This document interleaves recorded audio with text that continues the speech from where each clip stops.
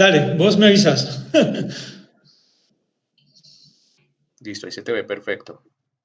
Creo que ya vamos a comenzar. Listo, Juan. ¿Entro yo directo Ya, o una presentación? todo tuyo.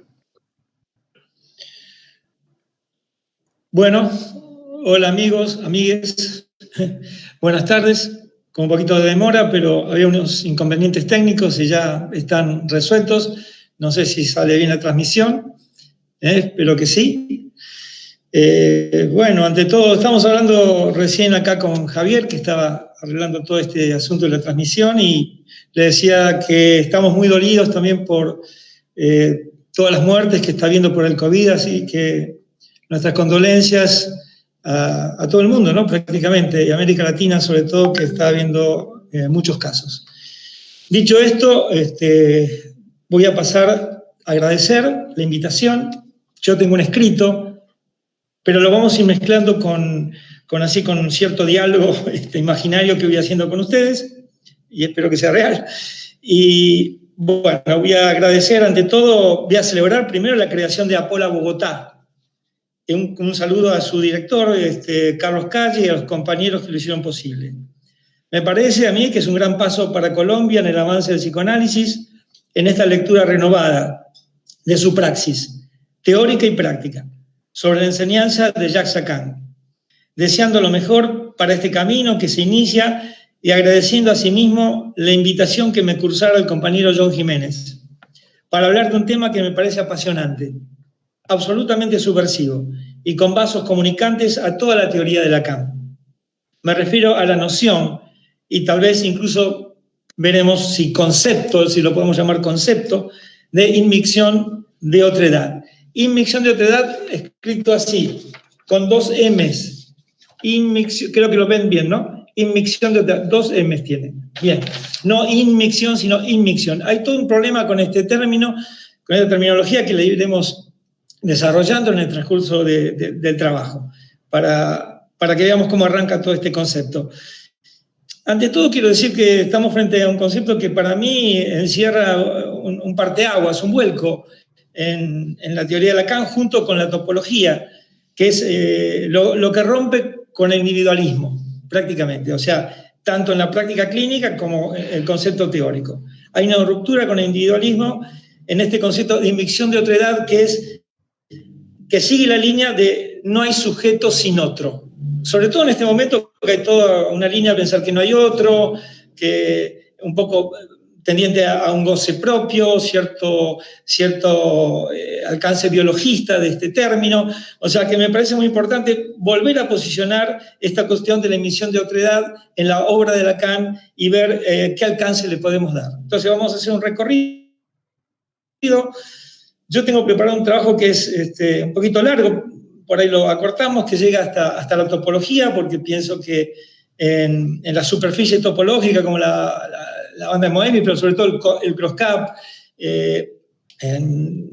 la banda del CROSCAP, el toro, ahí tenemos ejemplos de superficies que nos permiten pensar la relación del sujeto y el otro sin pensar en que hay algo interno y algo externo. O sea, en la última conferencia que da Lacan antes de morir en Caracas, cuando dice, les traigo mis tres y de alguna manera los voy a oponer a los tres de Freud, mis tres son lo imaginario, lo simbólico y lo real, y marca la diferencia con la teoría freudiana, digamos así, no por una oposición a Freud, sino por un avance dentro del psicoanálisis en relación a las ciencias modernas también, y a la física sobre todo, y a la matemática. Entonces, yo voy a abrir con una cita de Lacan, el trabajo, y que dice, el creador es alguien superior a mí, es mi inconsciente, esa palabra que habla en mí más allá de mí. Esto está extraído de un párrafo de Seminario 2 que vamos a trabajar de Jacques Lacan, y dice, él hace una especie de síntesis diciendo, este es el sentido del sueño de la inyección de Irma. Vamos a trabajar ese sueño porque Lacan remite a esta clase del Seminario 2 con respecto a la inmixción de otredad. Aunque en ese momento es inmixción de sujet. y micción de sujetos. Ahora vamos a ir desglosando esta cuestión, porque voy a hacer un poquito una historia de cómo entra este concepto, cómo entra esta noción final que fue hecha en Baltimore en 1966. Entonces, vamos a empezar por la inmicción. O sea, acuérdense que es doble M, inmicción con doble M. La inmicción es una mezcla que no admite la separación de sus componentes, como por ejemplo cuando mezclamos el café con azúcar o hacemos salsa golf con mayonesa y ketchup. Los elementos que la pudieron componer inicialmente luego se hacen indistinguibles, no es posible separarlos. Ahí tenemos un concepto de inmicción. En inglés, immixing, o sea, inmicción, se puede escribir o sea, immixing con N o immixing con doble M, o sea que es indistinto. Esta es la palabra que usa Lacan en este seminario de Baltimore, que lo dio en inglés, ahora vamos a ir especificando, y también medio mezclado con francés, así que fue un seminario un poco complicado. Así lo quiso él también, ¿no? Ahora vamos a ir detallando el asunto. En la enseñanza de Lacan, todo comienza con el otro, el lenguaje y el significante. Esta primacía del otro y del lenguaje lo distingue de cualquier sustancialismo que arranque del cuerpo biológico, el que por contacto con los estímulos provenientes del exterior, de la llamada realidad, o desde dentro, en lo que Freud llamó sus pulsiones, vaya impactando sobre un aparato psíquico que refleja estas inscripciones o representaciones, como representaciones de cosa y luego de palabra, y que generó la puesta a punto de lo que Freud describió como su primera tópica, consciente, preconsciente, inconsciente, y luego la segunda, llamada del huevo, con su tripartición yo, super yo, ello, y todo esto sucediendo dentro de un individuo. Esto es un poco la síntesis del pensamiento de Freud y cómo Freud elabora su acercamiento, su creación psicoanalítica, su creación de psicoanálisis y con qué teoría la sustentó.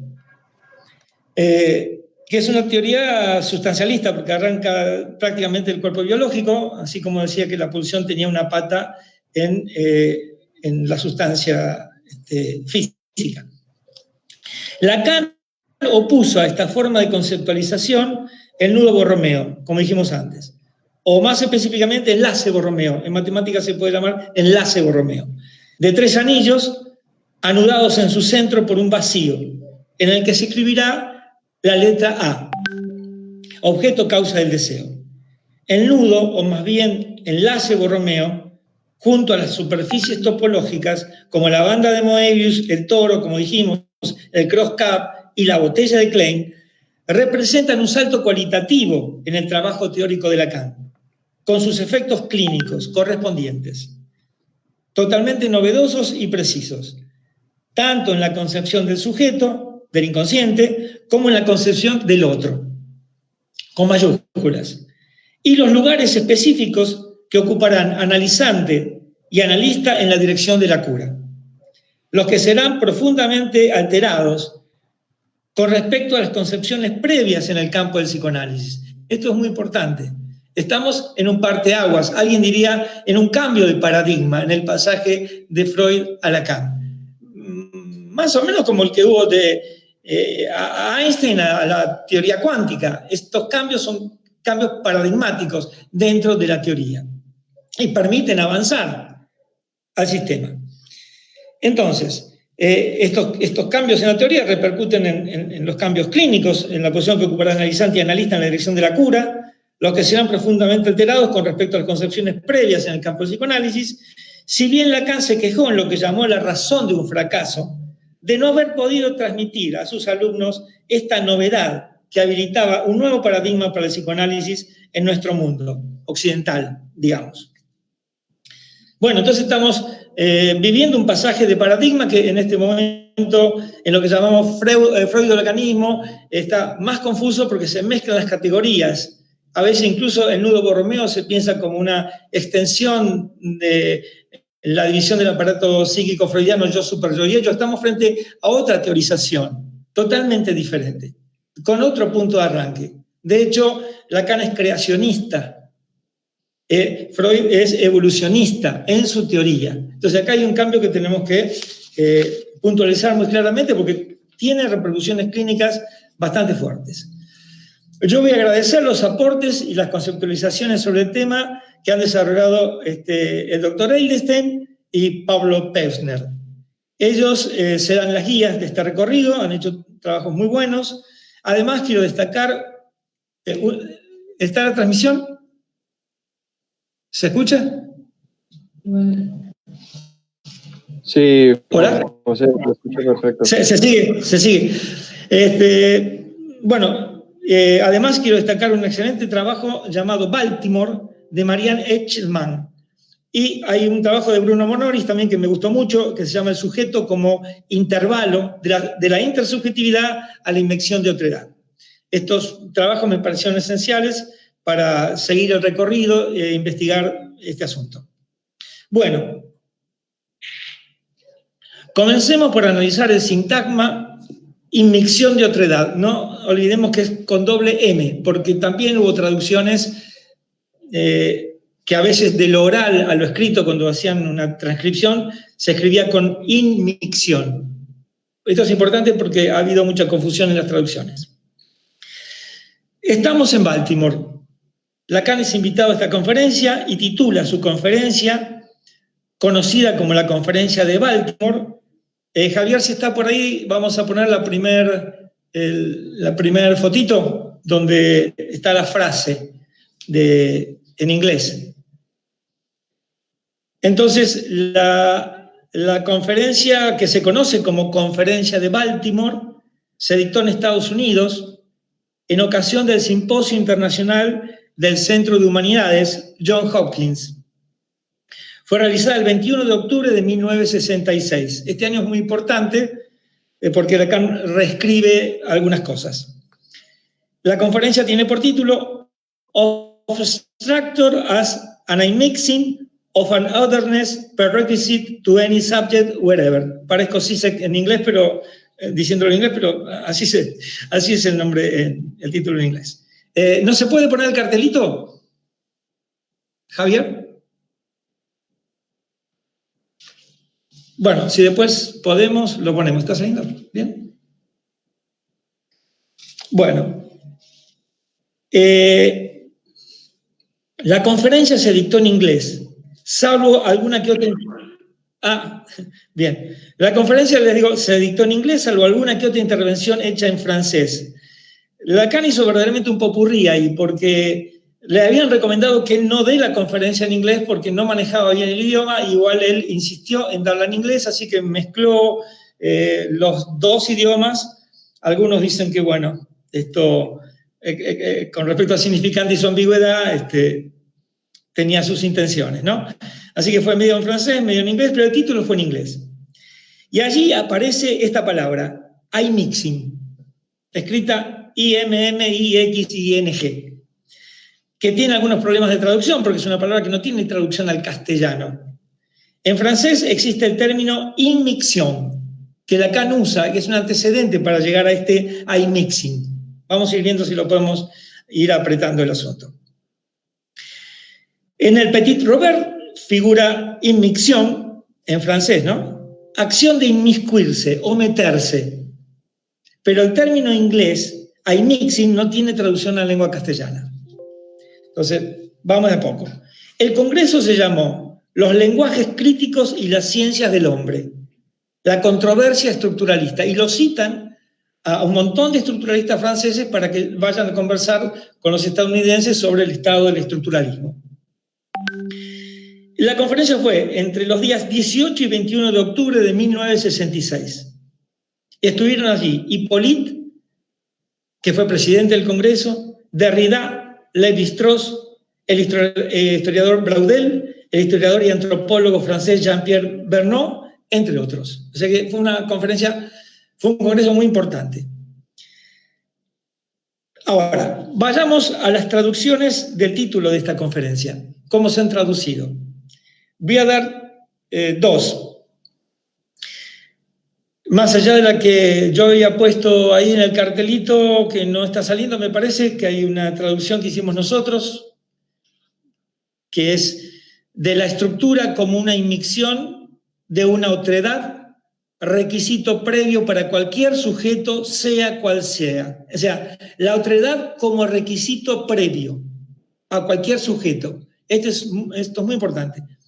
Entonces, dentro de las traducciones posibles que hay una que figura en Lacan oral, que es de la editorial Xavier Bóveda, pero que ya no se consigue este libro, y ahí se tradujo de esta manera: de la estructura como a mixing, no tocaron la palabra, no se tradujo. Del prerequisito de alteridad de cualquier sujeto.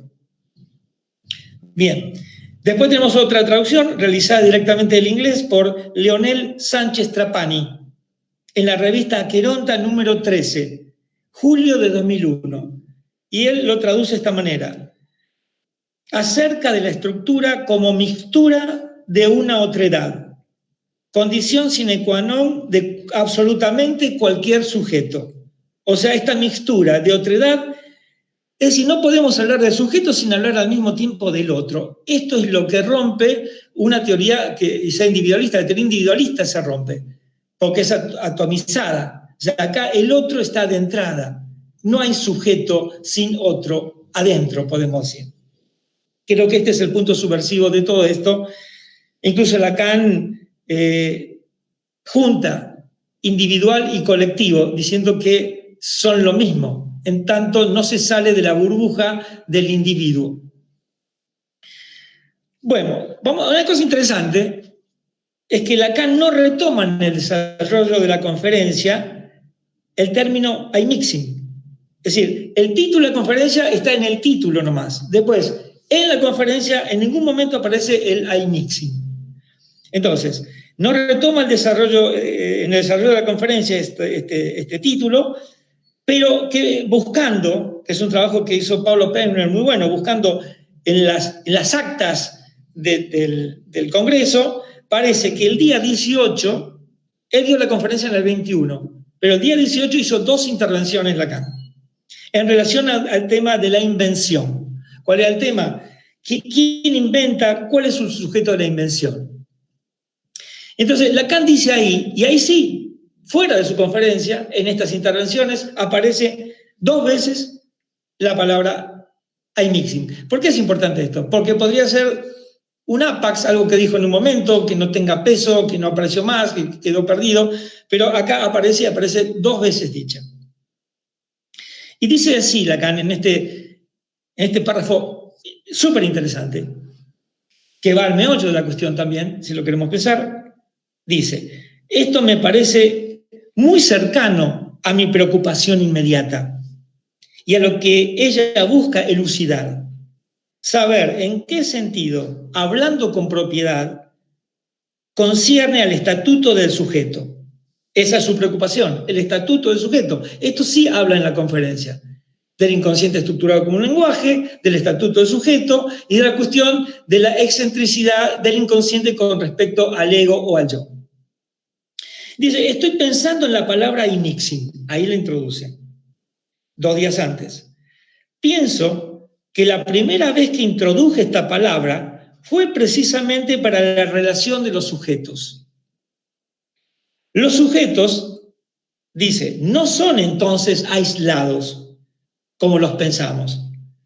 Pero por otro lado, ellos no son colectivos. Tienen una cierta forma estructural. Lacan está pensando en diferenciarse también de lo que es el sujeto como individuo encarnado, cuando nosotros decimos este sujeto, aquel sujeto. El sujeto del psicoanálisis no va a tener nada que ver con este sujeto que somos como personas, al cual va a llamar el parletre. Entonces va a hablar del parletre y va a hablar del sujeto. Ya aclararemos esto. Entonces termino la intervención de Lacan en este párrafo. Dice: por otro lado, no son colectivos, tienen una cierta forma estructural. Precisamente iMixing, de nuevo, 2 veces, que es, hablando con propiedad, aquello sobre lo cual una discusión como la de hoy puede introducirnos. Y creo que únicamente en la medida en que no estamos tan seguros que quien inventa es exactamente el designado por un cierto nombre propio. Acá Lacan lo que está diciendo es que está cuestionando la cuestión de la autoría. ¿Quién es el autor de lo que se inventa? Casi como quién es autor de lo que se dice. Por eso luego acuña la expresión eso habla en mí, no soy yo el que habla, eso habla en mí. Entonces, acá se está dando una transformación con respecto a nuestro sentido común cultural, digamos, donde está, por sobre todo, la exageración del yo. Entonces, dice, está cuestionando el nombre propio del inventor. Entonces, acá Lacan piensa el sujeto no aislado, no como autor individual de algo, sino en tanto eso habla, diríamos ahora, en inmixción. Y continúa.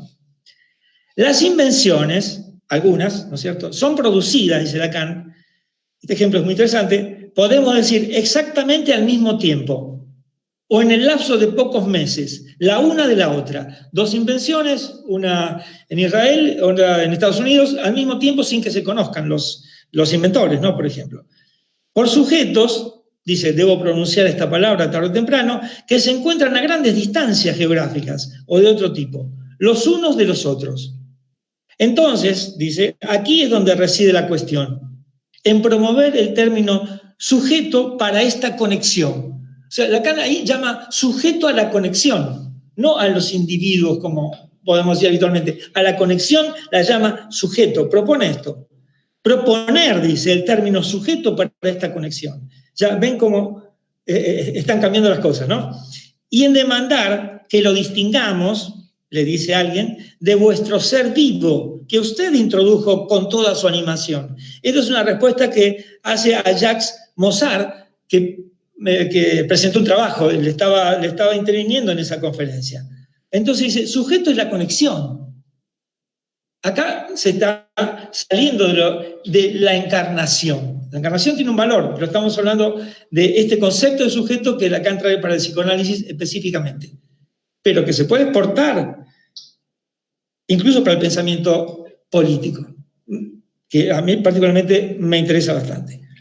Entonces, quiero decir que estos párrafos no están traducidos en ningún lado, los tradujo Pablo Pechner y Paola Gutkowski. Tradujeron específicamente estos párrafos donde se pueden resaltar que ahí sí Lacan nombra el iMixing, que no está en el transcurso de toda la conferencia.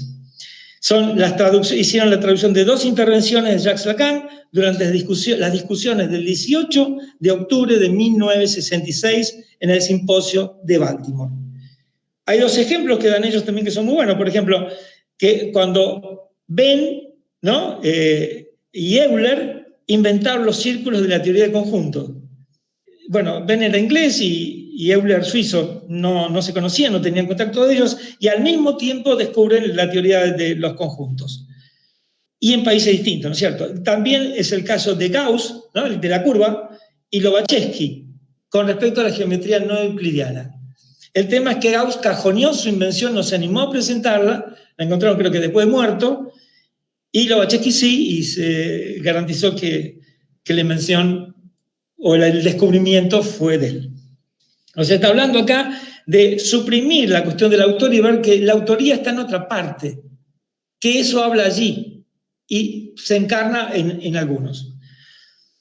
Entonces, vamos a hacer un recorridito interesante, me parece a mí, espero que no se aburran, porque esta es la clave del asunto, por cómo trabajó Lacan, dónde se produce el cambio de la inmixción en los seminarios y los escritos.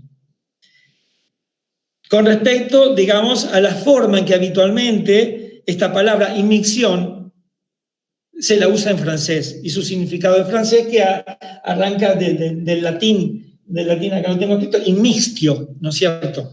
O inmisere, que tiene que ver con inmiscuirse, con meterse. Eso es la traducción, digamos, la significación en francés. Pero acá le va a dar otro sentido, hasta llegar a el iMixing de otra edad, digamos así. Bueno, entonces, el término inmixción tiene antecedentes en la obra de Lacan.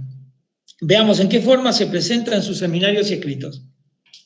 Ya en ocasión del seminario de la carta robada, publicado originalmente en 1957, en el número 2 de la revista La Psicoanalyse, y reescrito en 1966, en ocasión de la publicación de los escritos dice, pero antes quiero contarles que hay un gran lío con los textos de Lacan, porque Lacan reescribe casi todos los textos anteriores a 1966 para publicarlos en los escritos, así que hay varias versiones y concomitantemente después hay varias versiones en castellano que se contradicen también. Pero, por ejemplo, la carta robada, tenemos las clases que están en el seminario 2 sobre la carta robada, esto lo reescribe, lo transforma, y lo presenta en el número 2 de la revista La Psicoanálisis. Y luego, en 1966, lo vuelve a escribir para presentarla en los escritos. Así que tenemos 3 versiones. La del libro de 1955 y la última transcripción en 1966 con la gran reescritura, digamos así. Parece que Lacan se encerró en Guitrancourt un mes seguido para reescribir todos estos trabajos y presentarlos como escritos.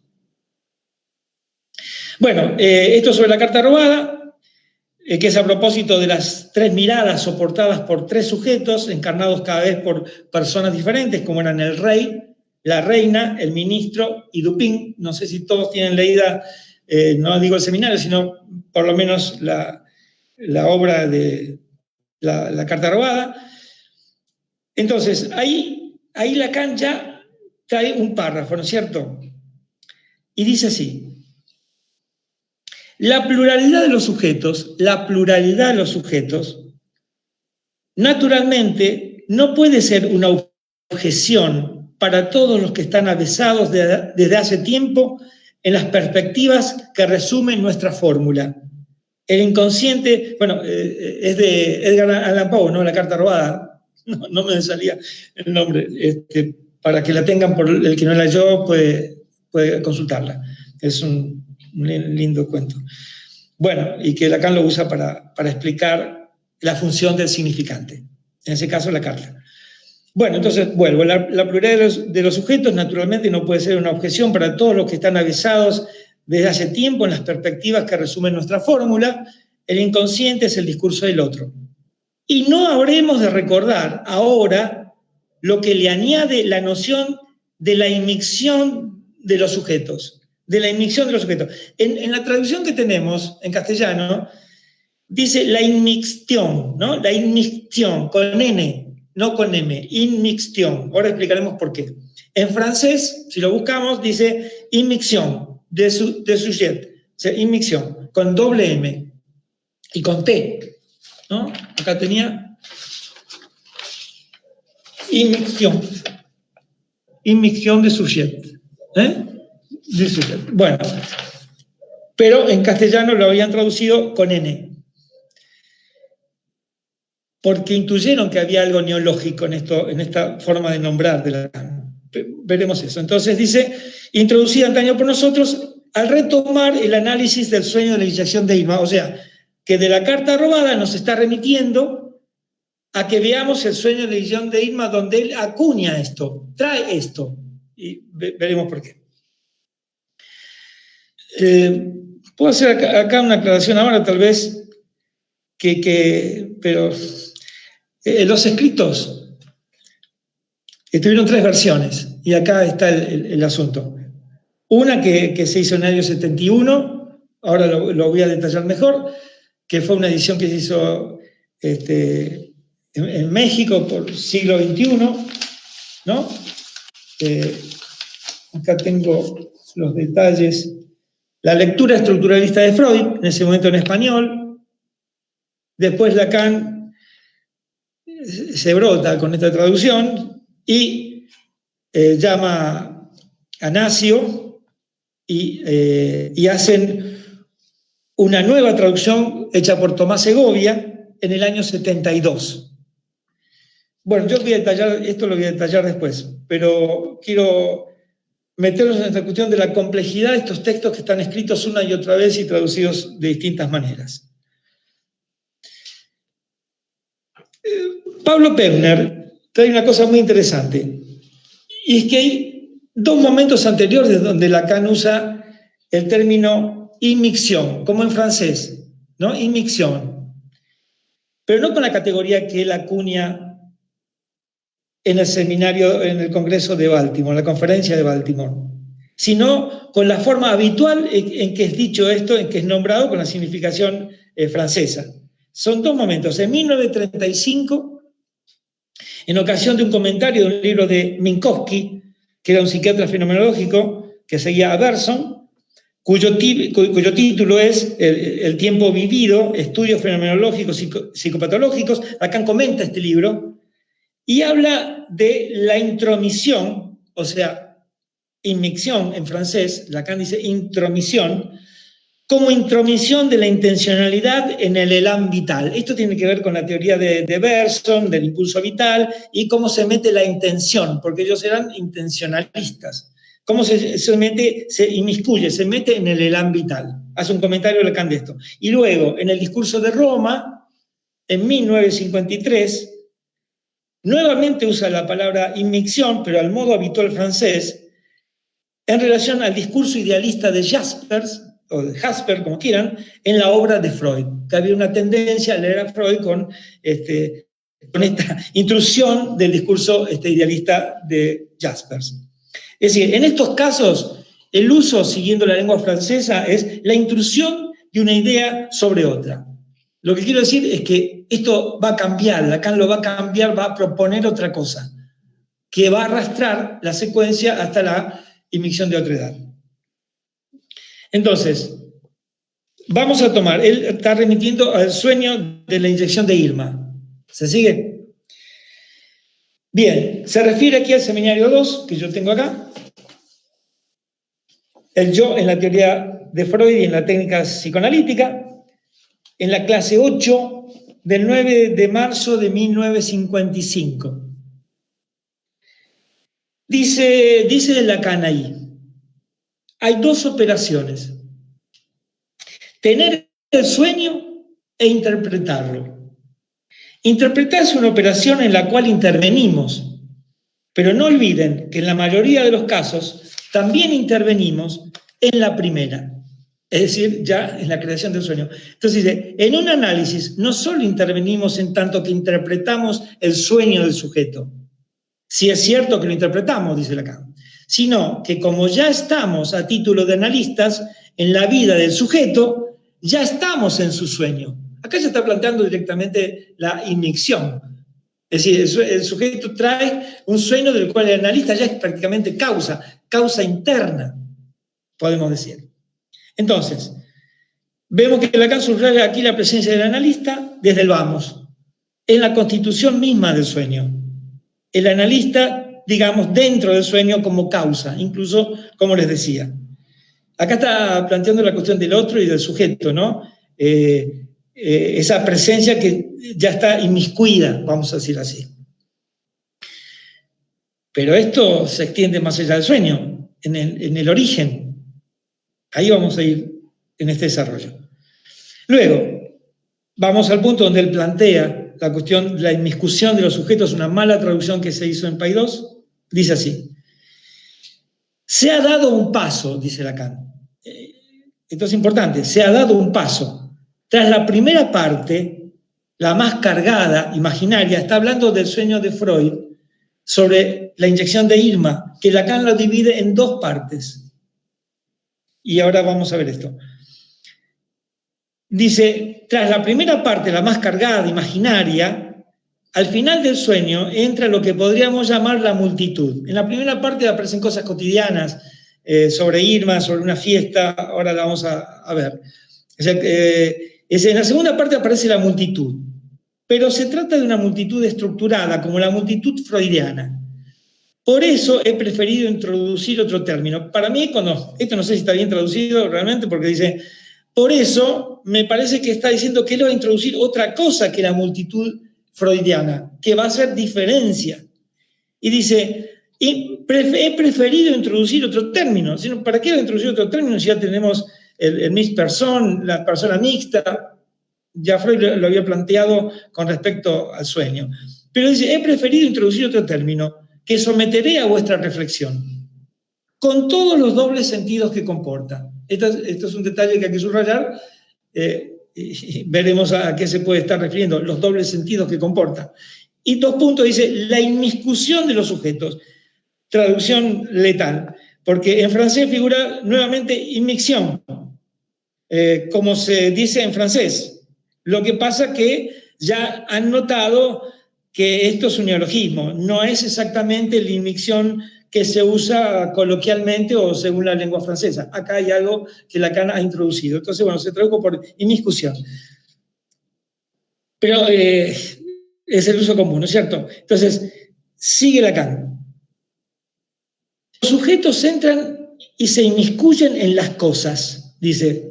Está hablando del sueño de Irma, porque llega Otto, el amigo de él, llega Leopold, y se ponen y luego llega el doctor M, creo que es Breuer, ¿no es cierto? Ahí no figura, Lacan no cita a Breuer, dice, no sé quién es el doctor M, pero es alguien conocido, podemos pensar, hay registro que era Breuer.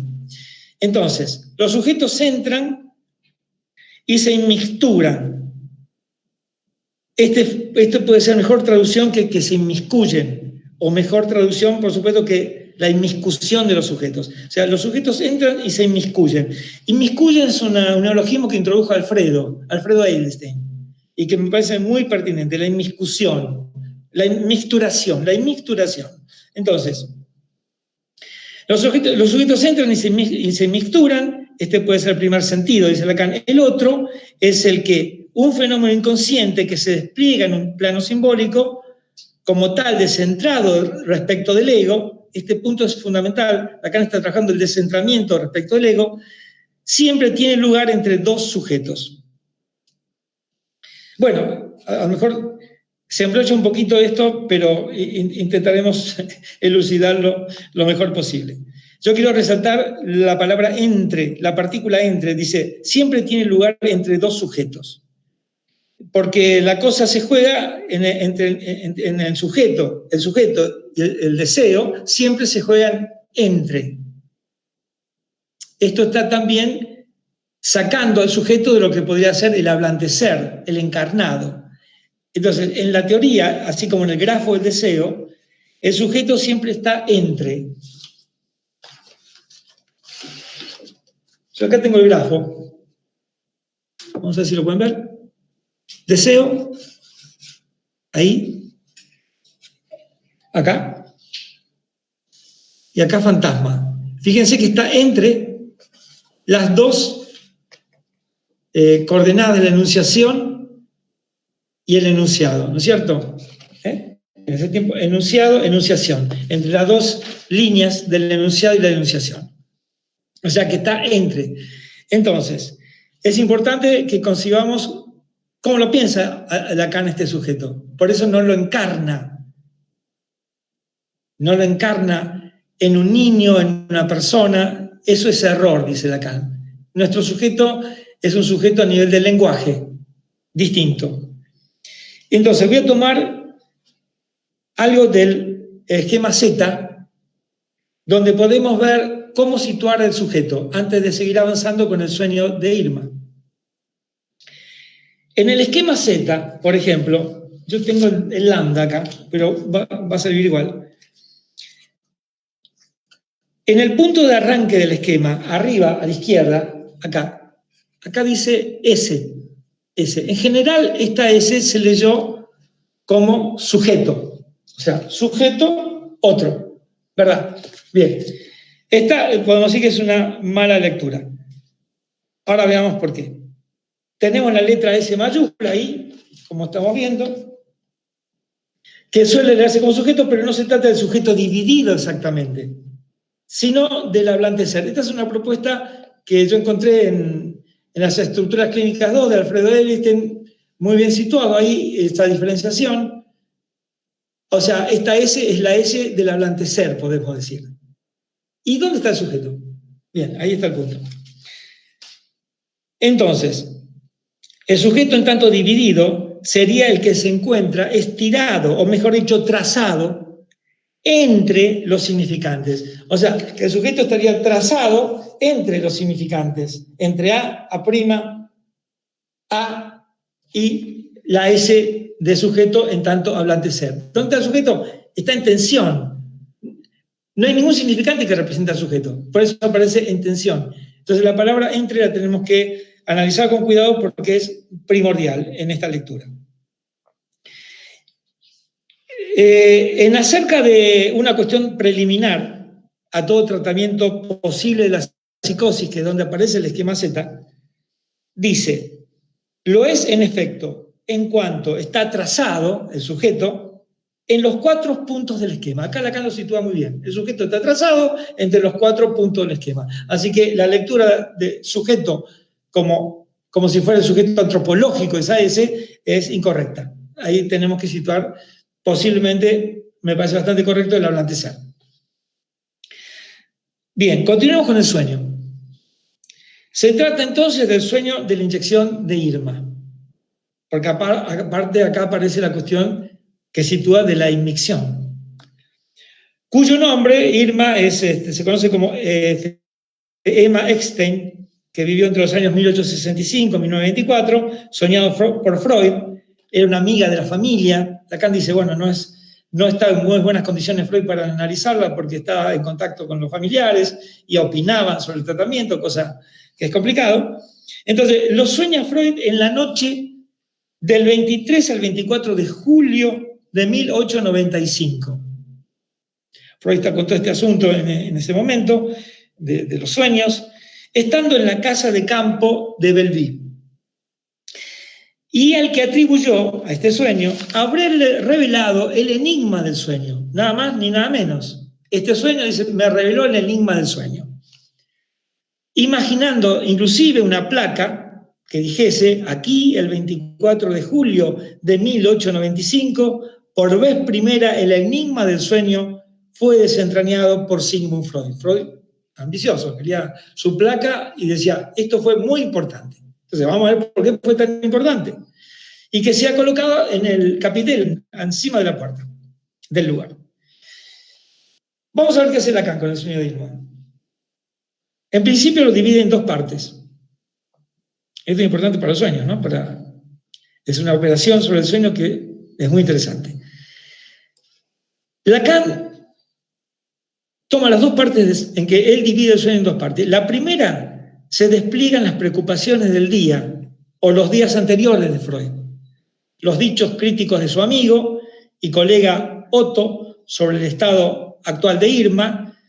Yo voy comentando mientras leo, porque así se hace un poquito más ameno. O sea, Otto le había hinchado un poco, ¿no?, a Freud, porque le dice que Irma no estaba bien.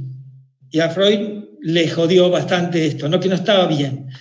Era un tratamiento que había sido interrumpido, pero le dice, Irma está mejor, pero no está totalmente curado. Esto le impactó mucho a Freud. Entonces, Otto le hace un comentario sobre el estado actual de Irma, y luego aparece una fiesta en el sueño, ¿verdad? Esto había sido dicho por Otto, pero en el sueño aparece la fiesta, aparece Irma como invitada, y el reproche de Freud a Irma, que le dice que le va a contestar una carta, que es lo que le había mandado ella, y le dice, si todavía tienes dolores, es por tu culpa exclusiva. Y en el sueño ella se queja de varias dolencias, y le dice, angustiada, si supieras qué dolores siento ahora en la garganta, el vientre y el estómago, siento una opresión, etc. Freud busca ser exculpado, tanto sea porque no has aceptado la solución, retengan esta palabra, la solución que te ofrecí. Parece que Irma era viuda, si no me equivoco era viuda y había unos pretendientes, no sé qué solución le habrá propuesto Freud, o porque la cura es orgánica y yo no tengo nada que ver con eso. Él sitúa este sueño como una exculpación, con que él quería ser disculpado y perdonado, como que no tenía nada que ver con este agravamiento de Irma. Ya sea porque era una causa orgánica, porque le ve la garganta y tiene un montón de problemas, en el sueño, por ejemplo, más grave de lo que ella solía tener, que sufría de vómitos. Y los vómitos siguieron, entonces, bueno, aparece el reproche. Y entonces, digamos, Freud desea ser exculpado y también porque su tratamiento no cayeran como que no servía. que era el problema que estaba teniendo Freud también.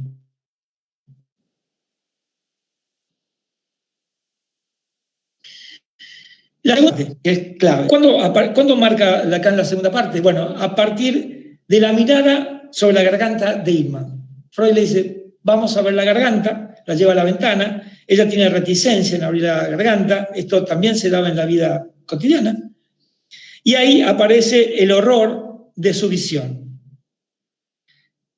Angustiado, digamos así, en el sueño, Freud convoca al doctor M, que es Breuer, viene Otto, viene Leopoldo, sus colegas, y se produce acá algo que Lacan llama el más allá del ego.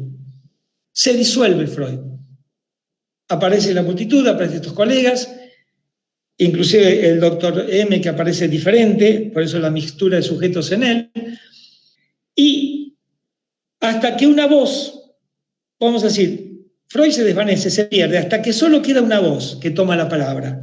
Así lo dice Lacan, la voz de nadie. Y unos caracteres impresos en gruesa escritura, que dicen, trimetilamina. Acá se produce una descomposición espectral, dice Lacan, de la función del yo.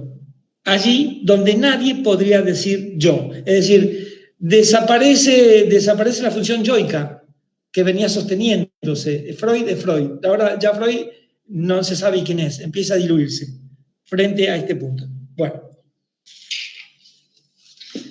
En la página 235, a mí me gustó, como lo dice Lacan, nos transmite el impacto de Freud frente a esta garganta, donde él pone la clave de la descomposición del yo de Freud, del ego.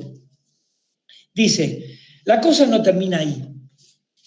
Habiendo conseguido que la paciente abra la boca, les dije que tenía una reticencia, justamente de eso se trata en la realidad, que no abre la boca, lo que Freud ve al fondo, esos cornetes recubiertos por una membrana blancuzca, es un espectáculo horroroso. Esta boca muestra todas las significaciones de equivalencia, todas las condensaciones que ustedes puedan imaginar. Todo se mezcla y se asocia en esta imagen. Desde la boca hasta el órgano sexual femenino, pasando por la nariz. Freud había sido operado de la nariz hacía poco tiempo, justamente de los cornetes nasales. No se sabe si es Fliss o por otro. Dice, Lacan dice, es un descubrimiento horrible. La carne que jamás se ve. El fondo de las cosas, el revés de la cara, el rostro, los secretatos por excelencia, la carne de la que todo sale, en lo más profundo del misterio. La carne sufriente, informe, cuya forma por sí misma provoca angustia. Una visión de angustia, dice Lacan. Una identificación de angustia. Última revelación, dice él, del eres esto. 2 puntos, dice. Eres esto, que es lo más lejano de ti, lo más informe. A esta revelación, comparable al mane tesel fare, llega Freud en la cumbre de la necesidad de ver, de saber, expresada hasta entonces en el diálogo del ego con el objeto. Bueno, es un párrafo bastante fuerte, y Lacan nombra este name tesel fares. Hay una digresión acá muy interesante, porque él está dialogando, digamos, imaginariamente con el psicoanalista Erikson, al que era un culturalista, que él critica, pero acá toma una cosa. Y dice que Erikson se preguntó algo, ¿por qué no se despertó Freud ahí? Y Erikson dice, porque tiene agallas. Lacan está de acuerdo, Freud tenía agallas. Entonces, desaparecen los personajes en su identidad, digamos, aparece una disgregación del yo, porque Lacan tiene la teoría que el yo es un rejunte de identificaciones, o sea, ahí aparecen todas desparramadas, y esta fórmula trimetilamina, escrita con caracteres gruesos, dice Freud. Y Lacan dice eso de la voz de nadie. Ahora, dice, el mane tesel fares, dice Lacan. ¿Qué es el mane tesel fares? Bueno, es una voz aramea en que una mano escribe en el muro del rey Belsasar esto está en Daniel, en la Biblia, capítulo 5, versículo 25, escribe con letras de fuego una mano, y Daniel es llamado a descifrar, el rey Belsasar lo llama a descifrar, estaban en una orgía ellos, todos felices, qué sé yo, y le aparece mano escribiendo el Mane Tesel Fares. Entonces la mujer de este rey de Babilonia, es decir, el rey de Babilonia convoca a la mujer a ver si ella tiene idea que se puede hacer, y ella dice, ¿por qué no llamamos a Daniel, que debe saber de esto? Entonces el Mane es la cuenta de sus días contados, tiene sus días contados. El Tesel es el peso, que quiere decir que fue pesado y su peso no vale nada, es vacío. Y el Fares, la división. Atendamos esta palabra, ¿no? Interesante. Acerca de la división de su reino. Justamente Freud habla de la división, ¿no? La carta de la división del sujeto y del ego. Entonces acá, ¿por qué la división de su reino? Porque en ese mismo momento el persa Ciro estaba entrando en Babilonia y daba fin al reinado del rey Belsasar. Así que Mane, peso, o sea, Mane cuenta, peso y división. O sea, la caída del rey en ese punto. Y Lacan llama así a la fórmula de la trimetilamina, escrita en gruesos caracteres. ¿Y qué quiere decir? Dice, la solución es la palabra. No hay otra palabra, otra solución a su problema que la palabra, dice Lacan. Y agrega, en el punto en el que la hidra ha perdido sus cabezas, una voz que ya no es la voz de nadie hace surgir la fórmula de la trimetilamina en el sueño de Freud. Como la última palabra de lo que está en juego, la palabra de todo. Y esta palabra no quiere decir nada, a no ser que una palabra. Y dice, el inconsciente es un sujeto acéfalo. La palabra está en el sujeto sin ser del sujeto. Esta definición es muy importante, porque le está poniendo a la cefalía en ruptura con el ego, con el yo. Este descentramiento. Y este asunto que la solución es la palabra, trimetilamina es la palabra. Bueno, tiene que ver con el fermento del semen. La trimetilamina es un elemento que tiene un olor muy fuerte si se lo deja al aire, cuando el semen está al aire y aparece este compuesto, ¿no? De carbono e hidrógeno 3. Pero esto tiene que ver con la química, pero la química no está alejada del trabajo que está haciendo Lacan. Dice en un momento, la trimetilamina es una fórmula sagrada, por ejemplo. Lo sagrado está rondando, por un lado, la trimetilamina, por otro lado, Tesel, Mane Tesel Fares, que remite a la Biblia. Entonces, en pocas páginas más, después de esto, Lacan dice, compara la carta robada con la trimetilamina. Y ahí tenemos el significante. Porque los personajes del cuento de Allan Poe, tratados por Lacan, se mueven y tienen el destino que el significante les da. Esto es muy importante. Es decir, el destino no es por las experiencias, sino por la movida del significante en el sujeto. Cómo lo mueve. De tal manera que según en quién estaba la carta, quedaba enmudecido, por ejemplo. En un caso de la reina, en otro caso es el ministro que se la roba y que también, dice Lacan, queda feminizado. Esto en la cuestión de la carta robada, ¿no? Pero él la llama, ahí dice, me llamó la atención, dice, la fórmula de trimetilamina es igual a la carta. Por eso la podemos ubicar como un significante. Que como tal, por eso dice, no quiere decir nada, aunque dice el Mane Tesel Fares para ubicar esta impronta, esto que le pasa a Freud. Bueno, recordemos que Lacan trabajaba en aquel tiempo en la cuestión de la intersubjetividad, ¿no? En aquel momento. O sea, no estaba la cuestión del otro. El otro lo trae o lo funda o lo concibe en este seminario 2, un poco más adelante. En el capítulo 9 del 25 de mayo de 1955, después lo voy a retomar esto, él introduce la función del otro, con mayúscula, distinguiéndola del moi. Muy bien.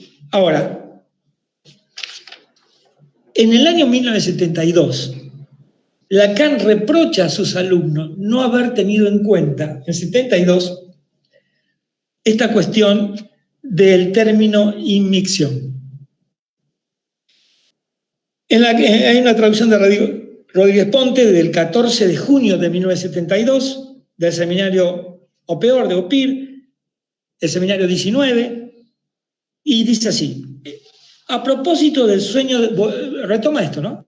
Del sueño de la inyección de Irma, que usé para mostrarles cómo se trabaja un texto de Freud, les expliqué, había algo ambiguo que está justamente ahí, y no en el inconsciente.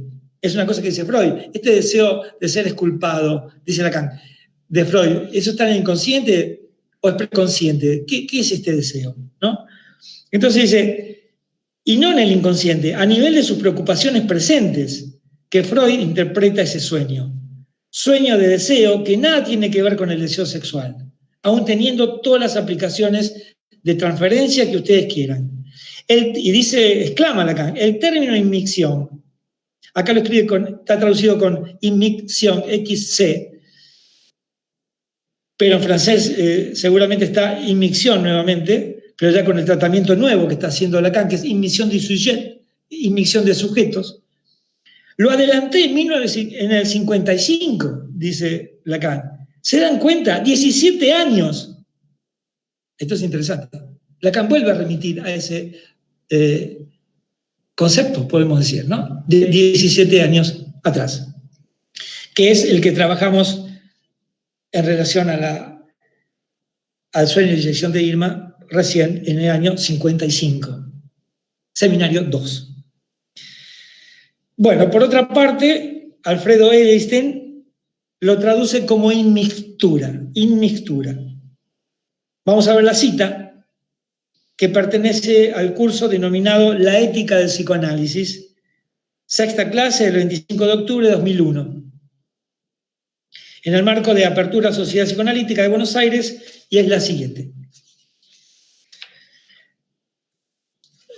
Cada vez que operamos con sujeto, debemos tener en cuenta cuál es la dimensión de otredad que nos permite acceder a él. Pero aunque nos permita acceder al sujeto, no accedemos nunca al sujeto como tal. Siempre es en este prerequisito, en esta condición sine qua non de que es inmixturado con otredad. La ética que yo propongo desarrollar es exactamente esa, una ética que dice no a considerar en psicoanálisis al sujeto sin otredad.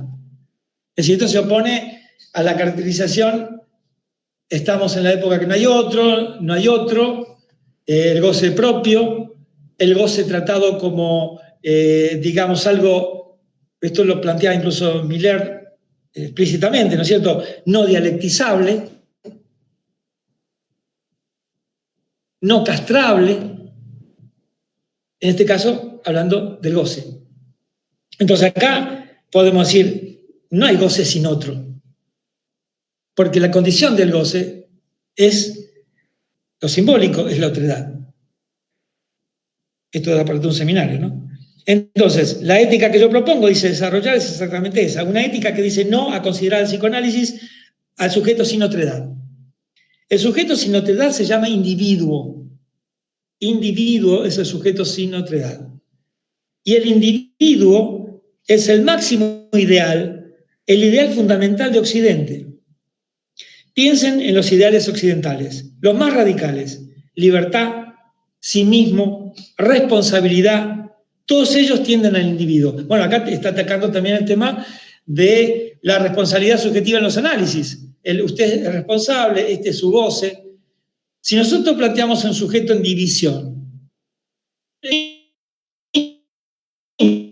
entre dos significantes, ese uno es también acá, ¿no es cierto? ¿Cuál es el responsable? ¿Ese uno? ¿Ese dos? Es imposible plantear responsabilidad sin llevar la cuestión a usted es responsable, es el yo, es el ego, nuevamente la función unificante. Acá hay muchas cosas para decir, porque, por ejemplo, esto de la función unificante, que ya tiene el signo, que está significante y significado están juntos, el significante como tal ataca, el significante de Lacan ataca la función del signo como unificante, como unificador, como unidad. Les digo algo, a lo mejor se confuse, pero tiene mucha razón. Inmixción también es un término de la religión católica, que es el momento en que el cura pone una migaja de pan en el vino.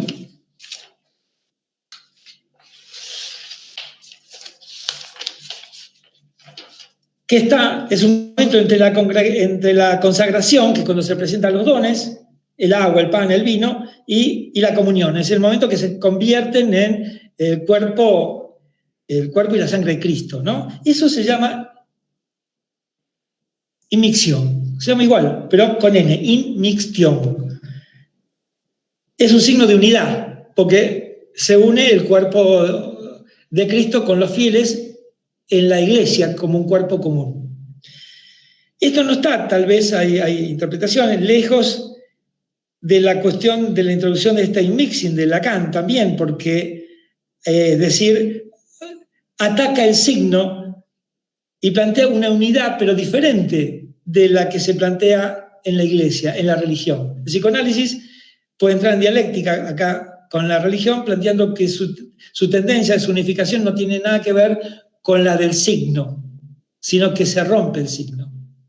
Bueno, si tenemos tiempo, voy a hacer un recorrido que es interesante sobre química y religión, un poquito más sobre este punto, pero vamos a seguir con lo que estamos haciendo.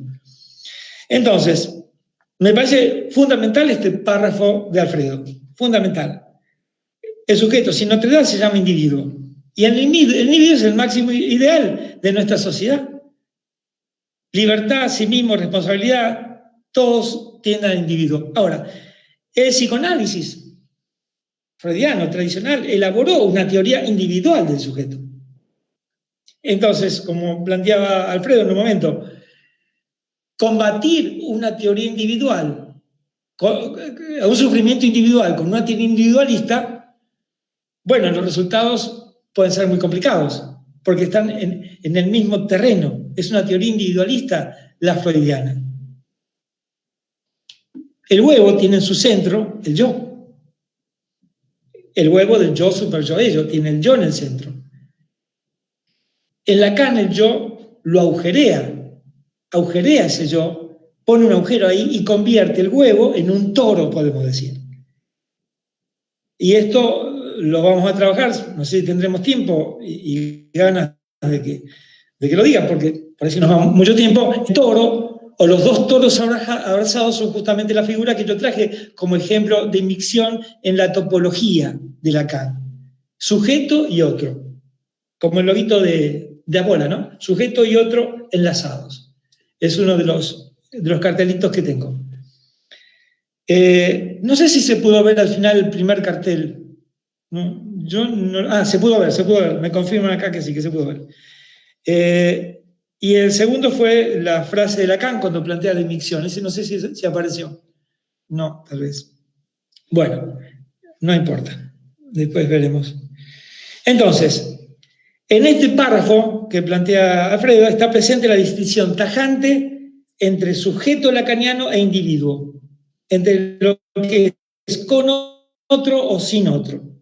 Esto es muy interesante incluso políticamente, en las teorías políticas. Bueno, lo que nos lleva al problema de la ética. Lacan plantea en el seminario 2, en el que estamos trabajando, dice, los términos para los que planteamos aquí el problema de la intervención psicoanalítica, el modo en la relación de los seres hablantes, hace sentir bastante, nos parece, que la ética no es individualista. Bueno, todo el trabajo de Lacan está en esta orientación. Y tal vez la cuestión de que disuelve su escuela porque se queja de que no fue comprendido, de que su teoría no fue transmitida, por ahí tiene que ver con esto, de esta transmisión donde por las derivaciones que después tuvo, no se le dio pelota, digamos así. a todo este trabajo que va haciendo Lacan, que rompe con lo individualista. Entonces, no sé cómo estamos con la hora en el recorrido, lo puedo acelerar un poco para que haya algunas preguntas, y voy a tocar por encima, entonces, lo que traje para ejemplificar con figuras topológicas. Por ejemplo, las superficies topológicas que yo pensé que son las que se... Ah, la imagen se congeló. ¿Qué puede ser? A ver. ¿Se ve? ¿Se congeló la imagen? Estoy preguntando acá también, ¿no sabes? Acá me dicen que se congeló la imagen. Ya no quieren escucharme. A ver. A ver. Ah, está el cartelito, pero... ¿eh? Bien, apagar y prender la cámara. A ver si lo hacemos. Voy a apagar y prender la cámara porque me están diciendo que se congeló la imagen.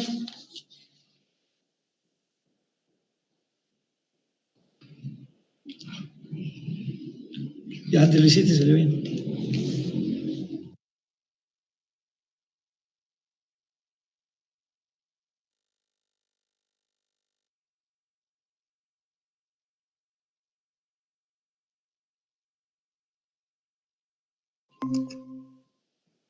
Sigue congelado, ¿no? Ah, qué macana.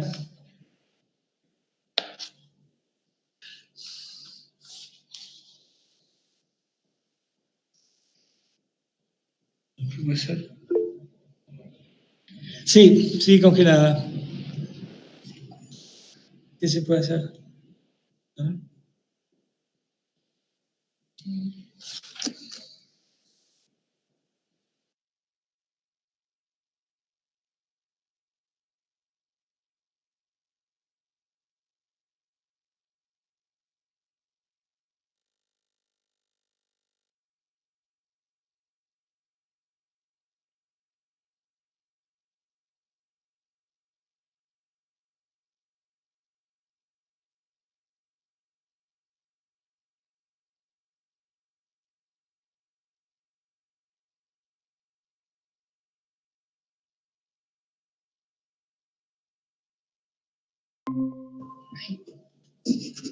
¿Sigue bien? ¿Ahora? ¿Se ve? Bien, bien, perfecto. Vamos a ir a la recta final lo más rápido posible. Entonces, lo que quise traer son 2 ejemplos o 3 sobre las superficies topológicas. Entonces, tomamos algunos desarrollos para acercarnos a este concepto dentro de la teoría de Lacan, por ejemplo, las superficies topológicas cerradas o abiertas y sin exterior ni interior. La topología de superficies nos permite pensar la inmixción, ya que están fuera del espacio euclidiano 3D y son aptas para nuestro estudio del sujeto, del otro y de la realidad. Son bidimensionales, ustedes saben que Lacan trabaja con estas superficies, porque extraen la cuestión de pensar adentro de algo o en lo que es el espacio 3D, y son bidimensionales y pueden ser interpenetrables, son interpenetrables, no responden al espacio partes extrapartes. Ahora voy a explicar eso. Bueno, acá dice, no responde al partes extrapartes de la res extensa cartesiana. Es decir, el trabajo de Lacan se centró en eludir, o sea, cuando él inventa la sustancia gozante propia del significante, la inventa porque las dos categorías, las fórmulas de Descartes, de res extensa y res pensantes, eran insuficientes para pensar al sujeto al inconsciente. La res extensa porque justamente habla de lo individual, como si fuéramos bolas que chocamos. Entonces, en cambio, la topología de superficie permite pensar un sujeto en inmixción, sin adentro ni afuera. No es así, sino que se puede interpenetrar. Y esto es muy interesante, es muy importante, cambia cualitativamente lo que podemos pensar de la clínica. No es el analista observador y el paciente al que diagnosticamos, que no tiene nada que ver con nosotros, sino que estamos adentro. Nuestros textos, nuestros dichos pertenecen a lo analizable, al texto de la sesión, no al paciente. sino que en todo caso el analizante es ese texto que va a circular y al que interpretemos de una manera o de otra, pero distinto que lo pensemos de una forma o que lo pensemos de otra. Pues el trabajo teórico es indispensable para trabajar con qué línea, con qué perspectiva vamos a teorizarlo. Una teoría no es igual que la otra y las consecuencias son diferentes. Entonces, si tomamos, por ejemplo, la superficie tórica o toro, que si lo sumergimos en el espacio tridimensional es como una cama de automóvil o una dona, eso se llama toro, pero en el espacio tridimensional. En el espacio matemático es bidimensional. Eso es cuando lo bajamos, se puede bajar. Algunas figuras topológicas no se pueden bajar, quiere decir que no se pueden realizar en el espacio 3D. Por ejemplo, la botella de Klein. No es posible, por más que hagamos un dibujito, qué sé yo, o alguien la intente 3D, pero no es la botella de Klein, porque está en otra dimensión. Entonces, dijimos que es como una cámara de automóvil o una dona y tiene un agujero interior, está el dibujo ahí, creo, se había presentado recién,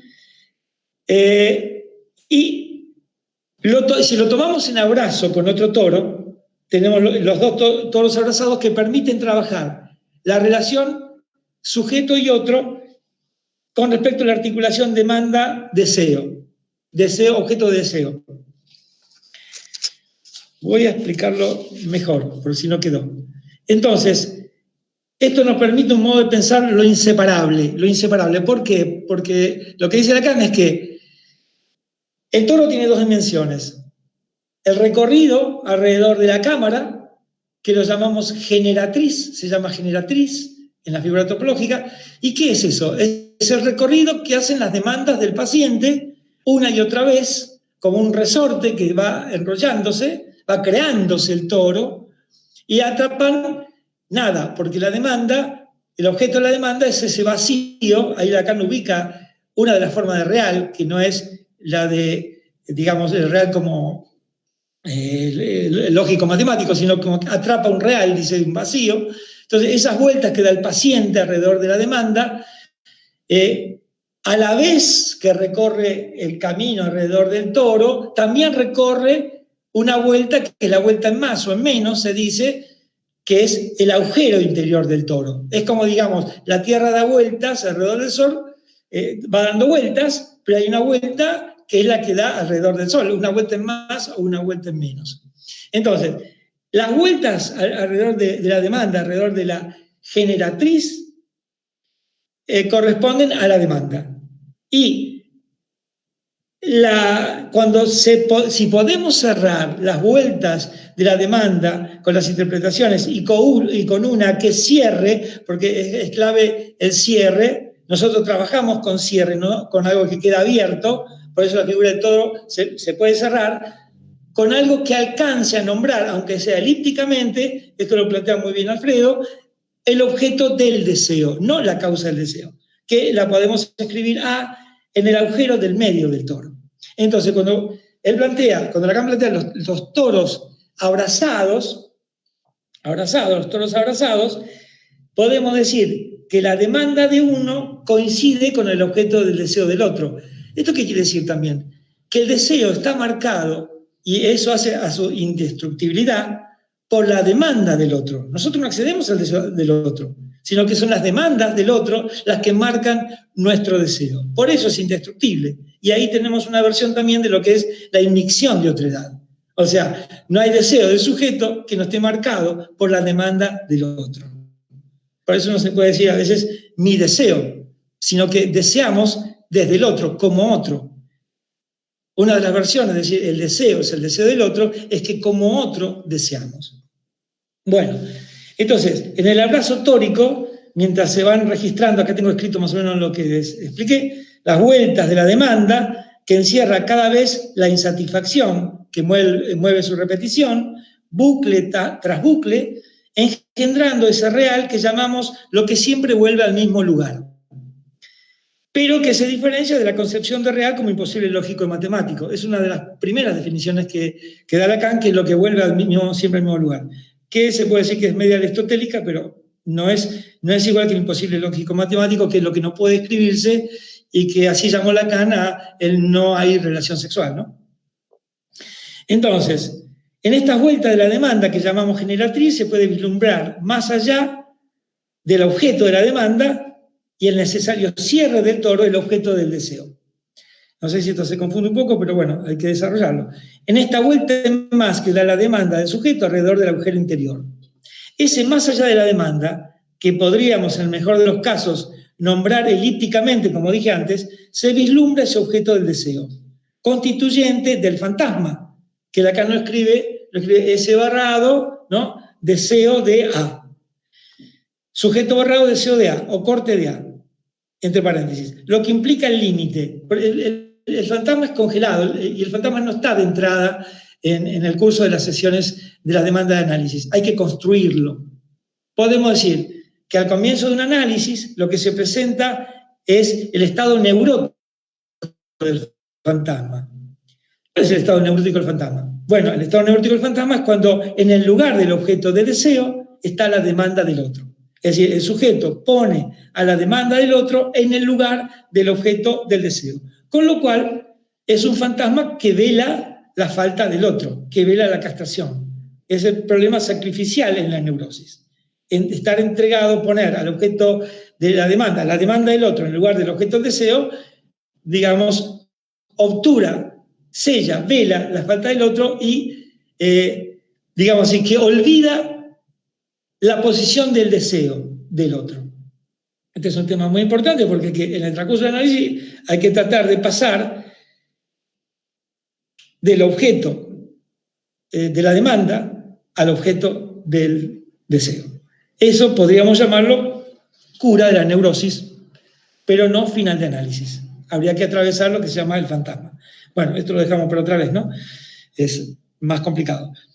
Entonces, el fantasma, dijimos, cuando se construye, tiene un límite, no es una coagulación del fantasma, que se diferencia de esa forma neurótica que dijimos que es como aparece de entrada la posición fantasmática.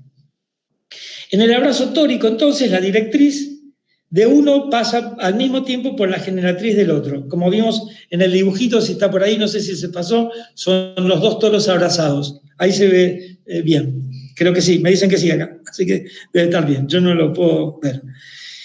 Bueno, entonces, esta noción o concepto de inmixción de otredad que estamos recorriendo es más fuerte que lo que vemos incluso en los toros, porque los toros todavía son dos toros. La figura que para mí más se acerca al concepto de inmixción en la topología es la botella de Klein, porque la botella de Klein no son dos, es un objeto, es una superficie, digamos, cerrada. A ver si tengo acá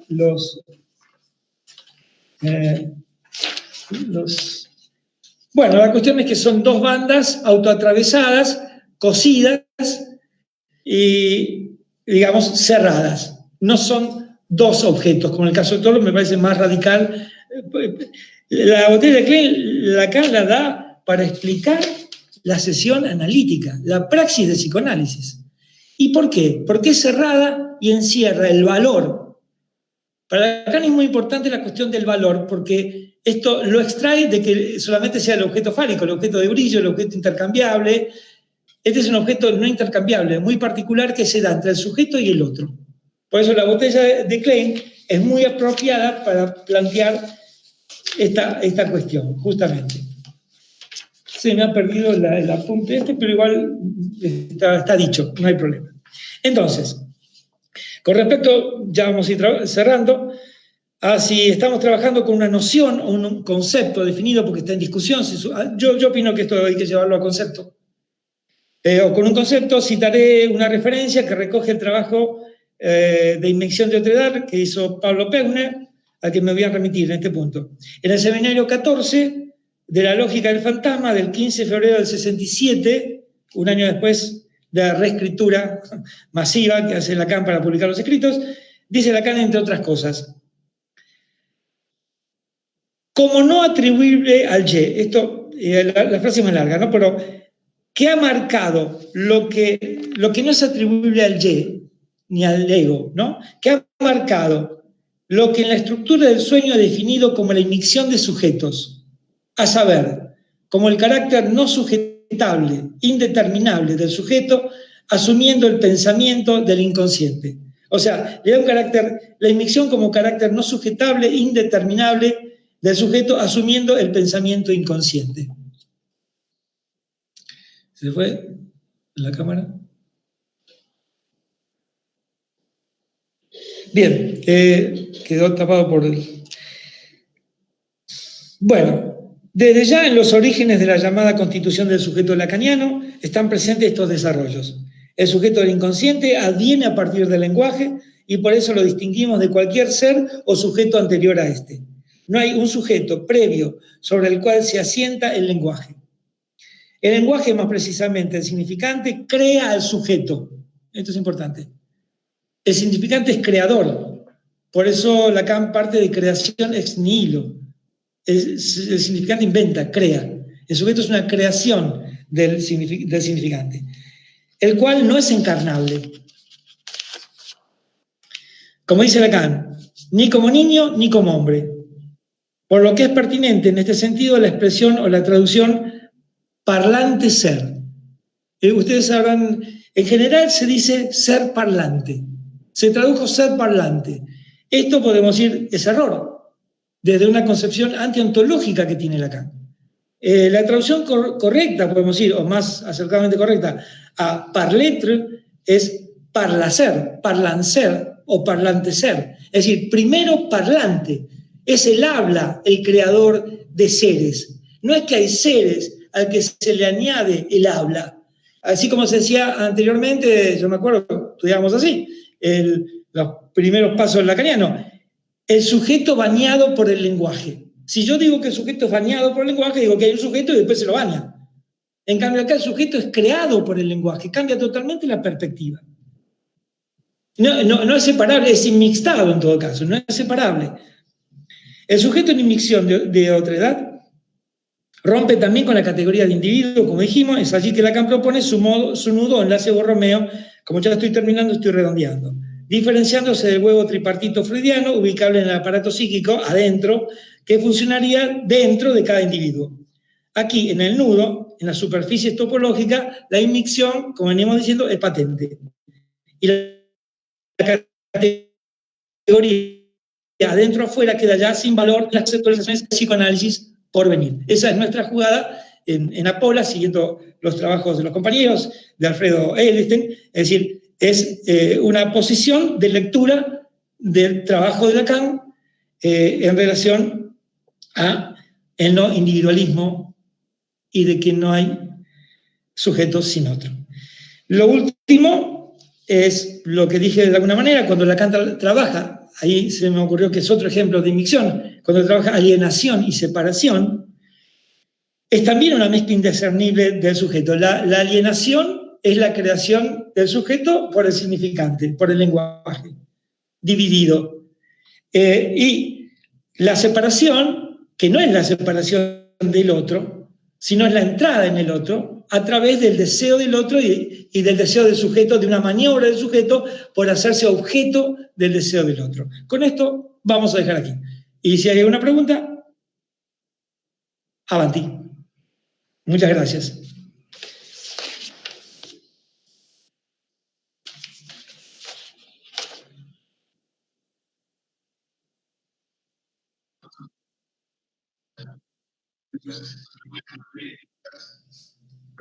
Dale.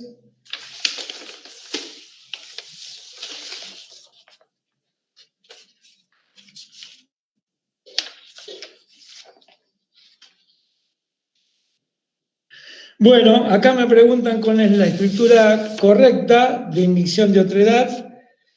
Bueno, vimos que hay muchas traducciones. La más correcta es con doble M y se puede seguir poniendo la francesa, que es inmixtion, que es esta que está acá, ¿no? Inmixtion, o se puede decir inmixturación de otredad, inmixtura de otredad.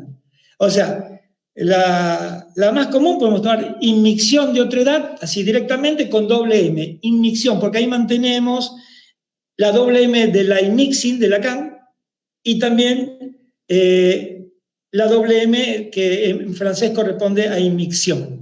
Así que inmicción de otredad con doble M es bastante correcta para traducirlo. Es bastante correcta. Hubo mucho lío porque se tradujo de muchas maneras y tal vez, por ejemplo, Pasternak lo traduce como entremezcla. Bueno, se puede elegir eso también, entremezcla. A mí me parece que la de inmicción con doble M es bastante correcta y si se puede elegir inmixturación también, que es la que propone Alfredo, la inmixturación de otredad.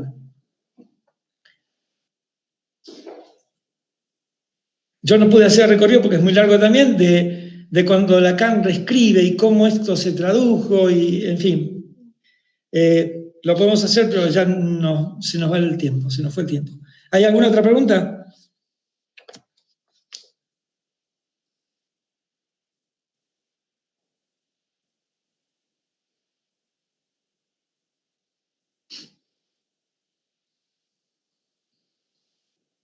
¿Se escucha? Perfecto. No, no la veo. A ver, debe ser una pregunta muy oscura. A ver.